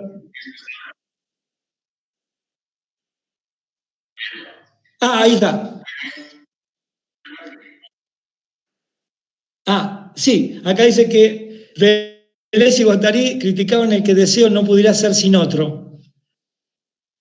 Y decían que el capitalismo se vale de esto para explotar el consumo. ¿Cómo respondes de esto? A ver, no lo entiendo bien, pero despacito. Lo que dice por lo menos Gerson. Dice, criticaban el que el deseo no pudiera ser sin otro. Pero es contrario, a mí me parece que es contrario. La lógica capitalista te lleva a salirte del otro, a ser individualista. Esa es la lógica capitalista. La inclusión del otro es profundamente anticapitalista. Es decir, el sujeto en inmixción no es el sujeto neoliberal, vamos a decir así, desconectado del otro. Por ejemplo, en la locura, la tendencia de la locura habitual es esa justamente, puentear al otro encarnado. Ustedes saben que hay dos dimensiones del otro. La estructural, que Lacan escribe A mayúscula, a otro, y la encarnación del otro. O sea, en la locura se saltea, se puentea la relación al otro. Lacan lo llamaba la cuestión de las identificaciones inmediatas, o sea, la identidad de la inmediata puenteaba al otro. ¿Qué ejemplos da? Da el ejemplo de la locura, de Don Quijote, de Fausto, en fin, da algunos ejemplos literarios con respecto al puenteamiento de la relación con el otro. Creo que eso es profundamente capitalista. Finalmente, no digo que sea capitalista, pero sí sirve al capitalismo y al individualismo moderno. Es decir, la inclusión del otro ya lo hace cultural. O sea, bueno, para Lacan no existe este deseo sin marcación del otro. Está marcado de entrada, porque dijimos una cosa. Ojo, se puede elegir otra teoría. Esta no es la única teoría del reino del mundo, no es así. Sino que podemos discutirla, podemos pensar que tenemos otra forma de pensarlo. Es decir, acá lo que se discute es el biologismo. O sea, lo que nace de un cuerpo como si no estuviera marcado por ningún lenguaje. Acá lo que planteamos es que el cuerpo está engendrado inclusive por el lenguaje. Porque el cuerpo del que hablamos está totalmente significativizado, está cortado por el significante. Es imposible que no haya otro del momento en que hablamos la lengua del otro. ¿Dónde está el lenguaje? Tiene que ver con lo que Lacan llama otro. Ahora, si se puede conceptualizar de otra manera, por supuesto. No sé, cada cual puede elegir la manera que quiera, pero la inclusión del otro, que esto es lo que yo traigo como me parece fundamental, totalmente contrario a esto, es que es lo que lo hace anti-individualista el discurso. Y un sujeto que no puede decir yo soy dueño de mí, sino que en mí está el otro. El lenguaje, eso habla en mí. Somos hablados. Este es el pensamiento y el trabajo que hace Lacan. A mí me parece profundamente anticapitalista. Y antibiologista, que es otro punto. Hoy la tendencia biologista es muy fuerte. Inclusive cuando se habla de un goce previo al habla, se vuelve el concepto freudiano de pulsión que arranca del cuerpo, del orgánico.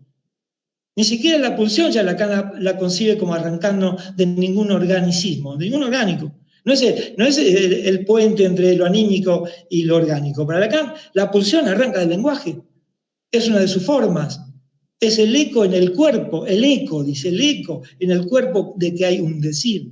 Pero, digamos, se puede discutir, son teorías. Todo lo que estamos hablando, esa también es una teoría. Que el deseo puede hacer sin otro es una teoría. Igual que esta. Ahora, ¿cuál nos sirve más? Ahí cada cual tiene que elegir. Es un tema ético. ¿Qué teoría elegimos para nuestra praxis o para nuestra política? Por eso aparece la palabra que me decía re pertinente, aparece el capitalismo, ¿no es cierto? Aparece, el sujeto no está al margen de lo social, viene con el otro. Ahora, esto no quiere decir que el sujeto es una marioneta total, el sujeto elige, hay una ética acá, por eso se llama ética, porque dentro de la propuesta que viene con el otro hay elección, se plantea la elección, la ética. Y todos los sujetos, por eso los hermanos a veces son diferentes, porque dentro del mismo discurso aparente, cada uno elige, parece que fueran distintos, absolutamente, porque ¿a qué se abrazó? Esta cuestión del abrazo me parece importante. ¿A qué se abrazó el sujeto en la demanda del otro, en los dichos del otro? Así estamos formateados. O sea, estamos formateados en el sentido que el otro interviene porque crea el sujeto es creado por el lenguaje. No hay realidad prediscursiva, dice Lacan. Y eso es lo que quiere decir. No hay ninguna realidad anterior al lenguaje. Todo nace en la teoría lacaniana, para no hacer de esto. Inclusive Alfredo plantea en un librito muy interesante, les recomiendo, el Big Bang del lenguaje. Plantear un Big Bang del lenguaje es plantear que todo está de entrada. No hay evolución. No hay primero una palabra, después otra, sino todo está de entrada. El lenguaje está de entrada, como un Big Bang. Bueno, les recomiendo el libro. Sí. Acá plantea Ariel, si no quedó muy clara la pregunta anterior, yo no podría responder por algo de decir esto es así. Sino esto es así dentro de la teoría que trabajamos de Lacan. Por eso puede haber otras, ya digo de nuevo, teorías. Son teorías. Decir que todo arranca del cuerpo biológico, por ejemplo, también es una teoría. Bueno, estamos en un combate teórico. Entonces acá, gracias por la pregunta, Gerson, gracias por la pregunta. Siempre acotando, ¿no? Ariel pregunta, parlante ser, la palabra crea el ser, decías. ¿El ser así queda creado? ¿Instituiría una ontología? ¿O cuál es el tratamiento y dialéctica de ese ser con la palabra que le antecede? Y está bueno, buenísimo lo que preguntas. En realidad, justamente, el ser es un ser del lenguaje, no es un ser fijo, no es el ser ontológico del ser y la nada. Hay autores, por ejemplo, Félix Morales, que hablan de una ontología lacaniana, pero no la ontología del ser es, el ser no es. Hablan de una ontología lacaniana. Yo prefiero la posición, por ahora, la posición antiontológica. Es decir, partiendo de que no hay ser, no hay ese deslizamiento que el verbo, que la palabra ser se deslizó a esencia. No hay esencia. No hay esencia del hombre, no hay esencia de la mujer, no hay esencia de nada. Es decir, ¿cuál es el punto fundamental que Lacan plantea en el psicoanálisis? La falta en ser. La falta en ser. Por eso, para el ser, es que hay creaciones del ser a nivel del significante. El niño es un significante, la mujer es un significante, el hombre es un significante, son significantes en la teoría de Lacan. Esto no quiere decir que no haya encarnaciones, está totalmente tenido en cuenta la encarnadura del otro, por eso lo llama parlante ser. Pero, digamos, son seres del lenguaje que, como aparecen, se van. No hay un ser esencia. Porque la pregunta misma, ¿qué es una mujer? Que habla como un es, como si fuera una esencia, nos va a desviar. ¿O qué es un hombre? Hoy, por ejemplo, en el plurivalor de las sexualidades, vemos cómo se va diluyendo este supuesto ser naturalista. Freud, ¿qué dijo? La anatomía es el destino. Bueno, si la anatomía es el destino, la vagina y el pitín es el destino. Esto plantea una cosa antinómica, no se plantea desde la anatomía, Bueno, es un tema muy interesante ahora. Lo de la anatomía es el destino es muy importante porque esto ya no es así en Lacan. La anatomía no es el destino, diríamos. El significante es el destino. Así como la carta mueve a los sujetos en el cuento de Edgar Allan Poe. Sí. Gracias, Ariel. Sebastián Patiño Villegas. Juan, una pregunta. ¿Cómo pensar el asunto de la elección en relación a una ética del deseo? ¿Elige el sujeto, elige el yo? ¿Hay elección en el campo de la antiontología? Gracias por tu presentación. Sí, claro. Sí. De hecho, cuando estamos planteando acá, planteamos la elección. De entrada, el sujeto no es como una víctima del otro, sino que lo que plantea Lacan es que el sujeto de alguna manera elige, hace una maniobra con respecto al deseo del otro. Por ejemplo, en la cuestión de la alienación y la separación que sirve para alejarse del fading, que sería el desvanecimiento, el efecto letal del significante, el sujeto trabaja con el deseo del otro, en ese estadio, pero no es un estadio, digamos, se hace objeto. Hay una frase que toma Lacan que es, puedes perderme. En este puedes perderme hacia el otro se ubica como objeto del deseo del otro. O sea, la salida del efecto letal del significante es a través de una maniobra del sujeto sobre el deseo del otro. No del deseo del otro como digamos que la madre lo toma como objeto, no. Acá el sujeto se hace tomar como objeto porque ahí se encuentran dos deseos, como dos faltas. ¿Qué falta? La falta del sujeto que está dividido y la falta del otro. El niño, podemos decir, si encarnamos un poquito, lee en los espacios de los dichos de la madre o de quien esté a cargo, del padre, que sea, lee su falta y ahí trata de ubicarse en relación a esa falta del otro. Sí, hay elección, tenemos que plantear la elección porque es un tema ético. Inclusive como analistas, nosotros elegimos tomar algo como significante o no. Planteamos algo, podemos decirle a un sujeto, las elecciones pueden marcar una vida desastrosa cuando están mal hechas. ¿Hay elecciones mal hechas? Sí, hay elecciones mal hechas. Y se pueden detectar, sí, pero no rápidamente. Tienen que ver con el habla del sujeto, con lo que allí se dice, desde dónde se lo dice. Así que bueno, yo apuesto que sí, la elección, si hablamos de ética en psicoanálisis, ya hablamos de elección. Desde el analista.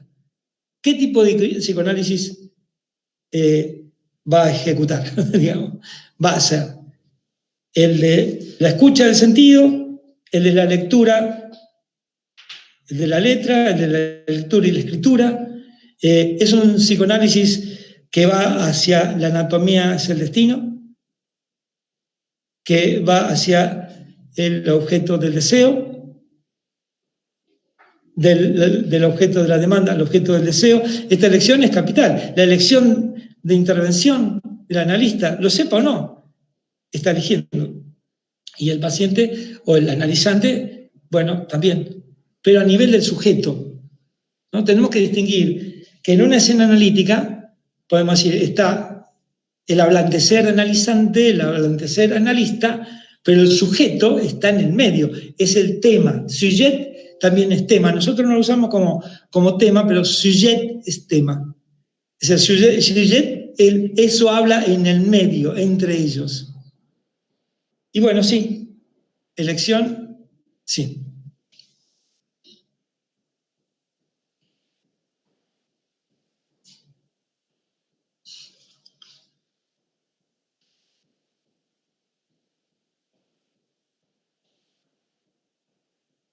Hay una pregunta acá de Efraín. Gracias, Sebastián, también por tu pregunta.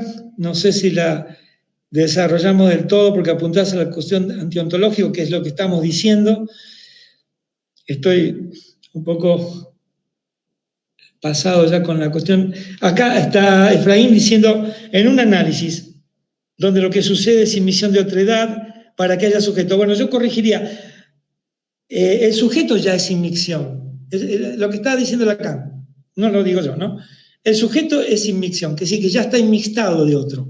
Y no hay un sujeto que podamos separar del otro. Por ejemplo, una orientación analítica que puede ser creer que la separación, así como la libertad es locura, ¿no? En Lacan es locura, es separarse del otro. Bueno, a veces por ahí se puede separar, pero separarse del otro con una tendencia que sería lo que le da la libertad. Ese margen de libertad, como decía Diana Ramiovich, que parece que no fue enunciado por Lacan, no hay margen de libertad en ese sentido, no hay un margencito, digamos, está todo jugado en el campo de la inmixción, sujeto y otro, ¿no? O sea, por eso no es que la inmixción es para que haya sujeto, sino que el sujeto ya es en inmixción. Es el prerequisito, dice Lacan, para cualquier sujeto, la inmixción. Eso no sé si es claro, ¿no? Ahora, ¿qué sucede con la transferencia? Bueno, la transferencia, o sea, el trabajo en transferencia, sabemos que para Lacan no es la cuestión del amor, no es el amor del analista de la transferencia, sino tiene que ver con el sujeto supuesto saber, que es otorgarle. Ustedes saben que el sujeto es un supuesto. Hacemos un supuesto, un sujeto supuesto saber, tanto del lado en que el analista es ubicado por el paciente, en el mejor de los casos, lo que puede significar el pasaje del discurso del amo al discurso histérico, en el cual el discurso histérico se puede dirigir al otro y permite el análisis, hasta que inversamente el supuesto sujeto saber se ubica en que el saber, digamos, que lo tiene el analizante, entre su otro, ¿no es cierto?, y él. Pero el analista en transferencia, es importante un concepto que vos me traes acá, Efraín, que es el concepto de deseo del analista. O sea, depende del deseo del analista. ¿Cómo va a trabajar esta cuestión? Si va a trabajar con el concepto de sujeto, con el concepto de su habla, o con el concepto de usted es responsable, de su goce, por ejemplo, o con el concepto de yo no tengo nada que ver, esto es suyo. Freud trabajó con el concepto de responsabilidad. Es decir, usted es responsable de su consciente. Esto, Lacan no trabaja con ese concepto, da vuelta. Freud trabajó con la asociación libre. Lacan dice en un momento que el paciente venga y diga lo que tiene que decir. O sea, ciertos pilares son conmovidos por esta teoría. Muchos. Cambia la lógica. El inconsciente, al no estar adentro de nadie, es algo que se produce ahí, en la sesión, en el advenimiento del sujeto. Ya no se trata de las huellas némicas, no se trata de la representación de cosas. Es importante un concepto que vos mencionás, el consciente, el inconsciente y en Freud, que es el concepto de deseo del analista a nivel del lenguaje. O sea, depende del deseo del analista. ¿Cómo va a trabajar? No sé si es sencillo de alcanzar o creo que se necesitan muchas vueltas porque da la vuelta al sentido común y a nuestra fórmula un poco loca que es yo soy yo y vos sos vos, lo cual nos trae los estragos máximos en las relaciones incluso mundanas. Acá tenemos una pregunta de Jehu Jonin, si no me equivoco, sí. El curso de Miller, Extimidad, donde entre otras cosas trabaja el recorrido de que el otro no existe. Extimité puede entonces pensarse de manera freudiana. ¿Trabajás alguna contrapostura de inmisión? Porque el Miller efectivamente trabaja la topología del toro en la sesión. Sí, claro, está bien, muy buena pregunta, muchas gracias. Jehu, no sé si se pronuncia así, Ronin. La postura del otro, el otro no existe, caput, acá no se trabaja, no trabajamos con esa postura, sino con la postura no hay otro del otro, que es totalmente diferente. Aparte, ¿cómo no va a existir el otro? Y como analista, ¿cómo qué nos proponemos? No sé, como nadie. Hay la postulación inclusive a la demanda del otro es ofrecerse como otro. Nosotros hablamos la lengua del otro, si no ustedes no me entenderían, ni yo no entendería ninguna pregunta que leo. Hablamos la lengua del otro. Decir que el otro no existe es una especie de lectura, la podemos respetar, pero es un abuso en la teoría de Lacan. Inclusive, aunque Lacan lo haya dicho alguna vez, porque Lacan dijo una cosa, también dijo otra, hay varias posibles lecturas, pero uno elige qué línea sigue. Entonces, por ejemplo, la línea del otro no existe, no cabe en esta teoría que estamos trabajando, sino la canónica, no hay otro del otro. Lacan dice no hay otro del otro, como quien dice no hay garantía de la garantía, no hay verdad de la verdad, porque trabaja con un concepto de otro agujereado. De sujeto agujereado, dividido, y de otro agujereado. Así que, digamos que la línea de Miller que empezó a trabajar, no sé por qué, porque en un momento trabajaba el sujeto de otra manera, pero en un momento aparece esta cuestión, biologista, inclusive Miller, y donde plantea, por ejemplo, que el goce como fuera de la dialéctica discursiva, como no atravesable por la dialéctica, como algo, digamos, que está fuera, siendo que Lacan trabaja desde el nudo borromeo, real, simbólico, imaginario, enlazados. Inclusive en un momento cuando dice, un cuerpo goza de sí mismo, uno podría pensar, ves que el cuerpo goza de sí mismo y tenemos el cuerpo. No, dice, en el contexto del nudo borromeo. Entonces, vamos de a poco, ¿no? Porque es re complejo, hay muchas teorías, pero sí, radicalmente está en contra de la posición de Miller, este planteamiento, esta línea que se basa en lecturas explícitas, citas explícitas de Lacan, pero bueno, se puede elegir la otra línea que termina en la cuestión inclusive de lo propio, de lo singular. Por ejemplo, una pequeña digresión que es, se piensa a veces en lo singular como lo propio. Realmente desde las estructuras que tienen nombre del Padre podemos decir que no hay singularidad. O sea, hay algo, no hay singularidad, hay particularidad, porque en el momento que está el otro presente, la singularidad, digamos, no puede aparecer de esa manera, ya aparece la inmixción. Ahora, en la psicosis, por ejemplo, sí podemos hablar de singularidad, porque al estar procluido el nombre del Padre, y aunque haya sujeto y otro, y formación del nombre del Padre, el sujeto tiene que producir una particularidad, una singularidad, que es cómo sustituye la metáfora paterna, siguiendo esa línea, siguiendo la lectura de la forclusión y la metáfora paterna, ¿no? Ahí puede haber singularidad. Bien, así que la línea con respecto a Miller está en oposición clínica, inclusive, en este momento, porque no se trabaja sobre todo con responsabilidad subjetiva. Ya decía, ¿quién es el responsable entre los dos significantes? Y esto permite abrir al otro. En cambio, el usted responsable no permite abrir al otro. Claro, eso es coincidente con la premisa el otro no existe. Pero necesitamos abrir al otro. Es decir, ¿quién dijo lo que se dice? Aunque no es autor, esto remite a una línea de discursos más allá de lo que vemos ahí como un sujeto, que es lo que llamamos otro. Por eso a mí me parece, eso habla, eso goza, me parece muy pertinente para sacarnos el yo, el ego de encima y pasar a otra instancia interpretativa y discursiva. Gracias. Vendrá del otro, tridimensional, de bidimensional. ¿Qué es lo que vendría del otro? Javier Salazar. La última pregunta. No sé lo que vendría del otro, o de lo tridimensional. Vamos a decir, nosotros vivimos en una realidad tridimensional.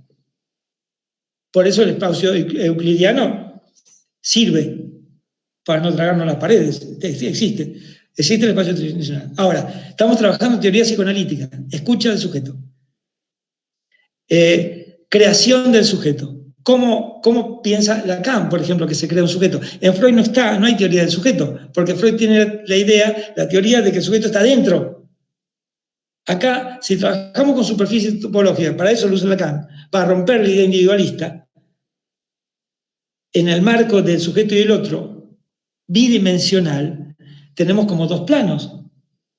Tenemos el plano bidimensional de las construcciones, cómo se trabaja, por ejemplo, en física. Lo hipotético deductivo prescinde de la experiencia. Por eso hay un debate ahora. Se necesita para el analista, yo me analicé muchos años, por ejemplo, pero ¿es condición para un analista analizarse? ¿O la formación del analista fundamentalmente es teórica, a la manera de la ciencia o de los estudios, y no experiencial? Porque lo experiencial ya nos lleva a la ciencia, digamos, como trabaja Freud, positivista o naturalista, que necesita un objeto, prescinde de no hipotético deductivo, digamos, sino inductivista. Popper, por ejemplo, es deductivista. O sea, todo esto trae todo un pensamiento a nivel de cómo construyó Freud su teoría. ¿La construyó Freud inductivísticamente? No, Freud se basa en un montón de teorías previas, que él las dice una y otra vez. O sea, Freud, como quería estar en la ciencia de ese momento, que eran las ciencias naturales, plantea la inductividad. pero de hecho construye la teoría desde otras teorías, o sea, hipotético deductivamente. No sé lo que vendrá del otro o del otro, me parece una pregunta cómica, pero está bien. Tridimensional, bidimensional. Bueno, bidimensional es para pensar la teoría, tridimensional es el mundo en que vivimos, pero yo humanamente diría, no habría mundo en que vivimos si no podemos pensar. De alguna manera, habría mundo en que vivimos, pero estamos pensando la creación del sujeto. No estamos hablando del individuo o de lo colectivo, estamos hablando de la creación del sujeto y de este sujeto en emisión de otra edad, que a lo mejor resulta un concepto complicado, porque no estamos acostumbrados a pensarnos fuera de nosotros mismos, o a lo mejor sí con otros, pero como individuos. Esto trae también muchas repercusiones, es cómo escuchamos al otro. ¿Cómo escuchamos al otro? Encarnado ahí, ¿no es cierto? Como yo opino, usted opina, o como eso que se enlaza entre discursos, porque si eso habla, y no soy yo exactamente el que esté hablando ahora mismo, nuestros discursos se pueden enlazar y podemos leer qué se enlazó, sin que sea mío, ni tuyo, ni de nadie, sino que eso nos habla. Entonces podemos analizar lo que nos habla y que accedemos o aceptamos transmitir. Bueno, espero les haya gustado, les haya servido para algo y la seguiremos en la próxima, si hay próxima, y si no, que tengan hoy buen día. Y bueno, son conceptos difíciles que hay que trabajarlos de a poco. En Apola se están trabajando intensamente estos conceptos, así que los animo a seguir sus clases y, bueno, a trabajar teoría, que eso también nos falta bastante. Lacan decía que los analistas no estamos a la altura teórica de la praxis. Hay que tenerlo en cuenta. Muy buenas noches. Gracias, Javier. Gracias a todos por estar. Muchísimas gracias.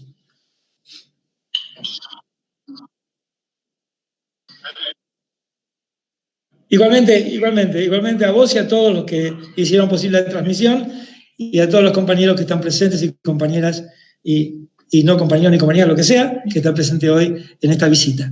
Nos vemos. Gracias, Juan. Un abrazo. Que estés bien. Gracias a ustedes.